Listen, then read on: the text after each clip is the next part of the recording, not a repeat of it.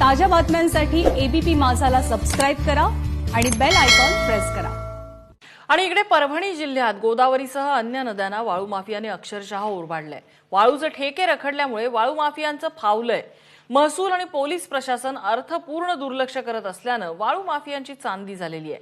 गोदावरीच्या पात्रातून आढावा घेतला आमचे प्रतिनिधी पंकज क्षीरसागर यांनी। वाळूचे कण रगडता तेलही गळे अशी ही जुनी प्रचलित म्हण आहे। मात्र या ठिकाणी ही म्हण आता जुनी झालेली आहे। आताची जी म्हण आहे ती वाळूचे कण रगडता धनही मिळे। कारण वाळू माफियांनी या गोदावरी नदी असेल किंवा इतर नद्यांचं जे आहे ते अक्षरशः चाळणी केलेली आहे।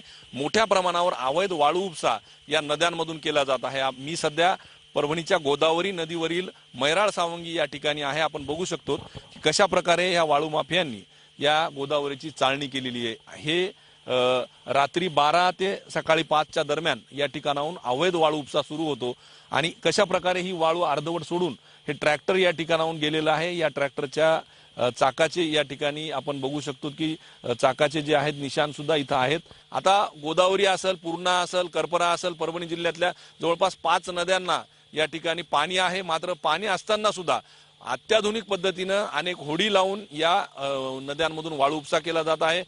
महसूल प्रशासन असेल किंवा पोलीस प्रशासन असेल या वाळू उपशाकडे, अवैध वाळू उपशाकडे का दुर्लक्ष करते असा प्रश्न या ठिकाणी सर्वसामान्य नागरिक विचारतायत आणि सर्वसामान्य नागरिकांना मुबलक दरामध्ये वाळू उपलब्ध व्हावी असे प्रयत्न अनेक ठिकाणी होताना दिसत आहेत। मात्र त्याकडे महसूल प्रशासन लक्ष देत नाही आणि त्यामुळेच अवैध वाळू उपसा करणाऱ्या जे वाळू माफिया आहेत यांचं फावत असून मोठ्या प्रमाणावर नद्यांची चाळणी होते। मात्र यांचं जे आहे ते घर भरल्या जात आहे। त्यामुळे या वाळू उपसा करणाऱ्या वाळू माफियांवर कुठेतरी कडक कारवाई होणं गरजेचं बनलंय। कॅमेरा पर्सन विशालसह पंकज क्षीरसागर, एबीपी माझा, गंगाखेड।